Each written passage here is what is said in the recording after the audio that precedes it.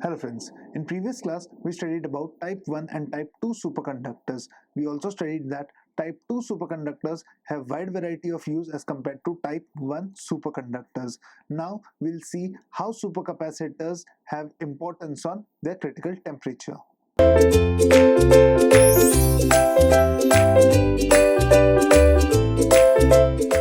As we started, we already saw that superconductivity is a state which is obtained when the temperature falls below the critical level. Now, this critical level temperature is of the order of 20 to 40 kelvins. When 20 to 40 kelvins, it is nothing but as 240 to 260 degrees centigrade in the negative side. So, attaining that amount of temperature is practically impossible. So, it is practically impossible to use superconductors in real life. So what we need materials which acts as superconductor at higher Tc temperatures or at higher Tc.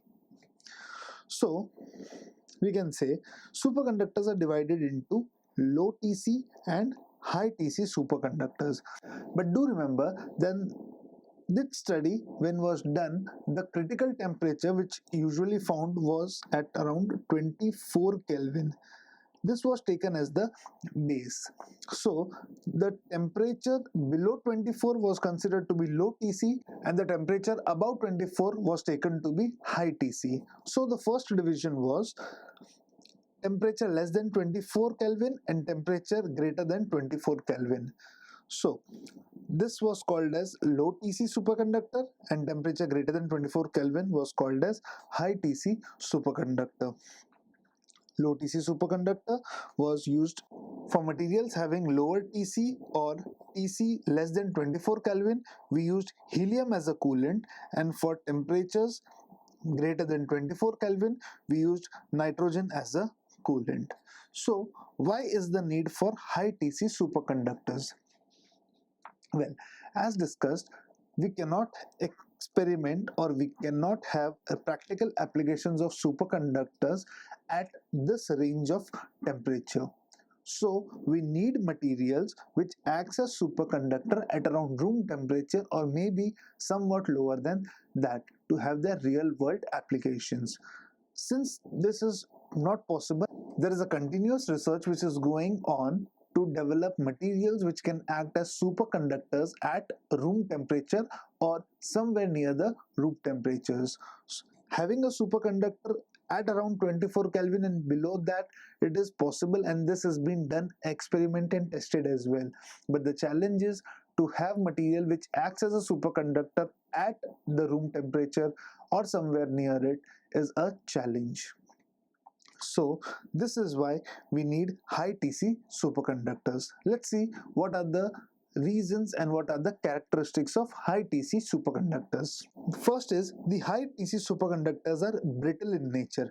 When we say brittle, it means they cannot be used for real world applications. As you can see, chalk is brittle and hence it is difficult to carry. If it falls down, it's of course going to break. So therefore the materials cannot be used elsewhere other than the state wherein they are not accessible to real world. Secondly, the properties of the normal state of these materials are highly anisotropic. Now as you see, anisotropy is nothing but as having different measurements at different directions. So you can see in different directions they show different behavior or different properties. So of course this is also a big challenge when you are building a high Tc superconductor. Third, we have the Hall coefficient is positive. The RH value is positive, which means that the charge carriers are holes. Now this is one of the biggest challenge of high Tc superconductor. Now since Hall coefficient, which is denoted as RH, is positive, which means RH is greater than 0, which is a signification that it is a p-type semiconductor, or you can say the majority carriers are holes. We know that mu p or the mobility of the holes is much less as compared to the mobility of the electrons. So there is a challenge of resistance coming into the picture or low amount of carriers coming into the picture. Had it been electrons, of course, we know that the mobility of electrons is 3 times as compared to that of the holes.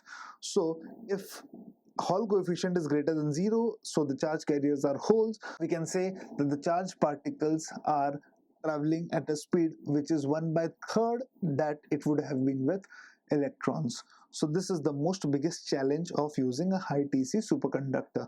Of course, this is an important point for your Viva as well.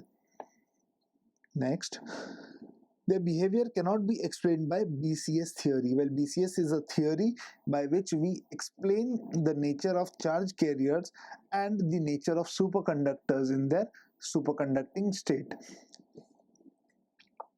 The isotope effect is almost absent in this materials. There's an effect called an isotope effect, which is completely absent in high TC superconductors.